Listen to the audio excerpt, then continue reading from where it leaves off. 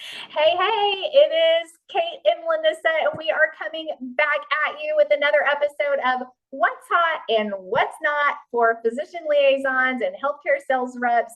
And today we are talking about mastering the waiting game.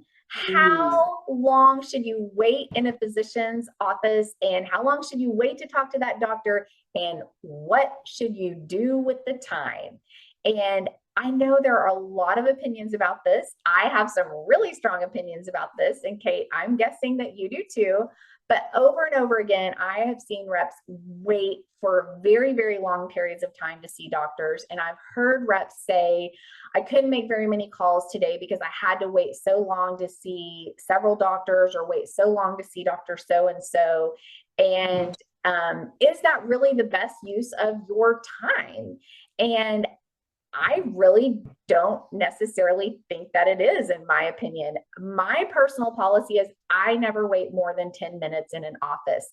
And I recognize, and it's important for all of us to recognize that our doctor's time is extremely valuable. Their number one priority is their patients, and we have to be respectful of that.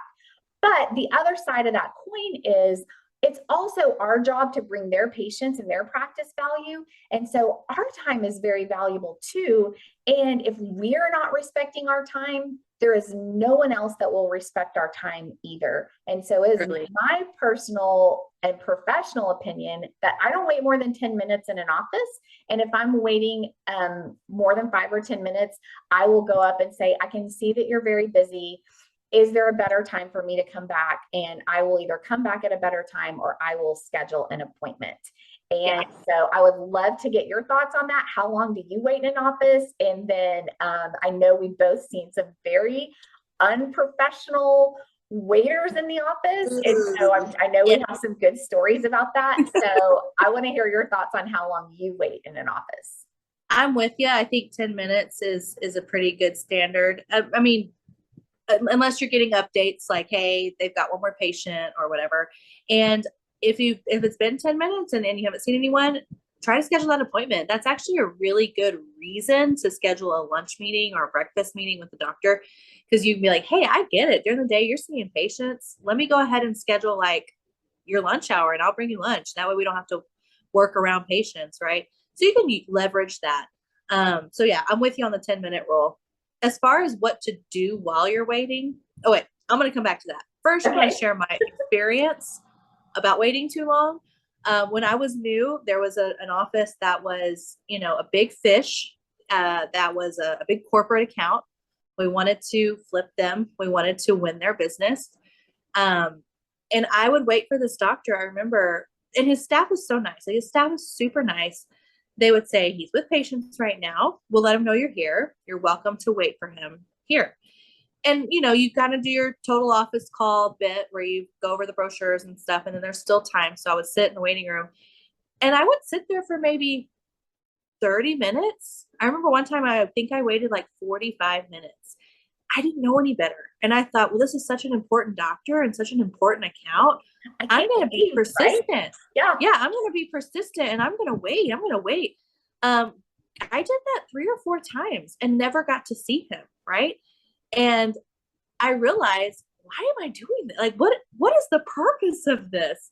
And I think it was actually that doctor's way of just not meeting with me, was just let her wait till she gets tired of waiting, right? So recognize that. And like you said, if you don't respect your time, they won't either.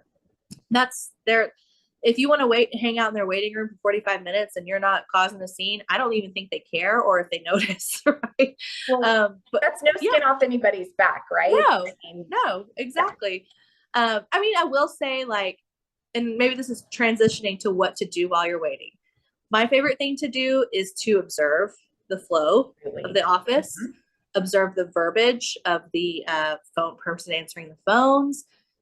All of those things play into what you're trying to do in there. So observe and report. If depending on the office, if you've got really good rapport, I review what I want to talk to the doctor about. I may be on my iPad making sure I can open up the links or whatever it is. Um, you can answer a few emails quietly on your iPad. Um, what to do is kind of boring. What not to do is when it gets really interesting. It's when you hear the funny stories. I once was in an office with a frame rep at the same time, and we were both waiting to see the doctor. And I was doing what I just mentioned, like just observing, sitting there quietly. She was on her phone. I kid you not, the volume was on her phone and she was playing like Candy Crush or something. And I could hear it every time that she one points is like ba-ding, ba-ding, ding, ding. And it was so annoying as a person sitting next to her, but I can't imagine, like, that's not a patient. That's not someone they have to see. That's a frame rep sitting there waiting to talk to the doctor, and they're playing a game out loud on their phone. It was mind-boggling. So definitely don't do that. I just can't imagine. That's just so interesting to me because I always feel like I have so much to do. I don't have time to play Candy Crush. Or I want to sit there and just like take a breath because you have had a busy day. And it's refreshing sometimes to just sit there, not looking at a device, and just sit there and see what's going on in the world and see the patients, hear the flow and the bustle of the office. That was always kind of like a mental checkout for me, rather than being like, okay, I've got free time. I got to get my iPad out. I got to do this. I got to do that. I got to play a quick game of Candy Crush. Yeah, totally. Yeah. Well, my tactic for waiting is I never wanted to be too in my iPad, my computer, or my phone. I didn't want to look too engrossed in that because I felt like that was an excuse for the staff to say, oh, she's busy, she can wait a little bit longer. A lot of times I didn't sit or get too comfortable in a waiting room. I would stand out of the way so I didn't look impatient or rude, but Right. somewhere kind of off in a corner so that they could see that I wasn't getting too comfortable, that I was, waiting. And I always try to sit or stand in a place where I'm within eye shot of the staff so Absolutely. that they can see that I'm still there, that I'm still waiting, and just be reminded that, oh, Lanissa's waiting and she's waiting to see the doctor. But like you, I always try to use that time to make the total office call, to talk to the schedulers about what kind of patients are you seeing right now? What are you scheduling? Right. How can I be of service to you?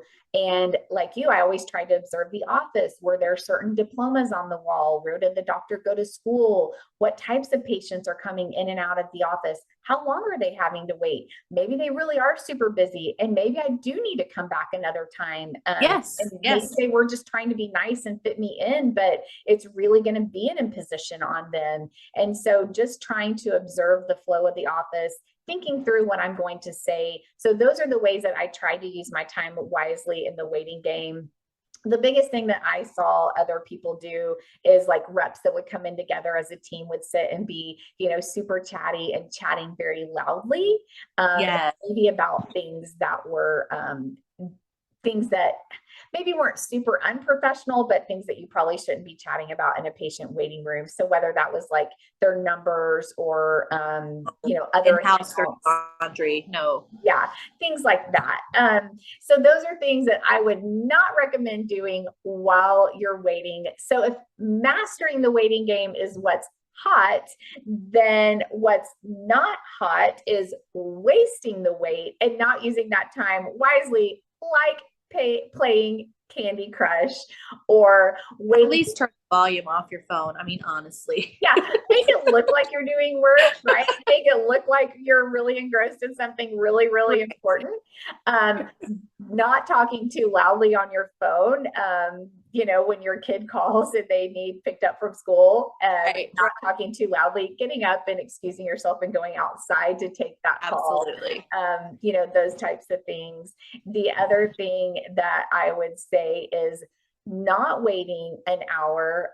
If it's going to take that long, reschedule, use that time to schedule an appointment where you guys can both be available, where you can maybe bring in a lunch, because their time is valuable, your time is valuable, and don't waste the wait. Any more final thoughts on that? Any closing thoughts on that before we go?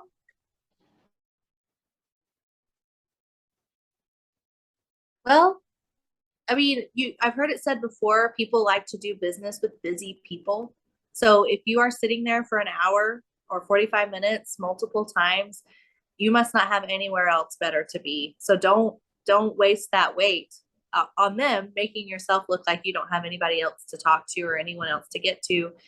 If you value your time, that'll come across. So I guess that's my final thought is Right. value your time and present it that it's valuable, and they will buy into that value of your time as well. Absolutely. If you don't value your time, no one else will. Don't waste the wait. And until next time, if you want to learn more, you can check us out at lb.solutions. We will see you later. Adios.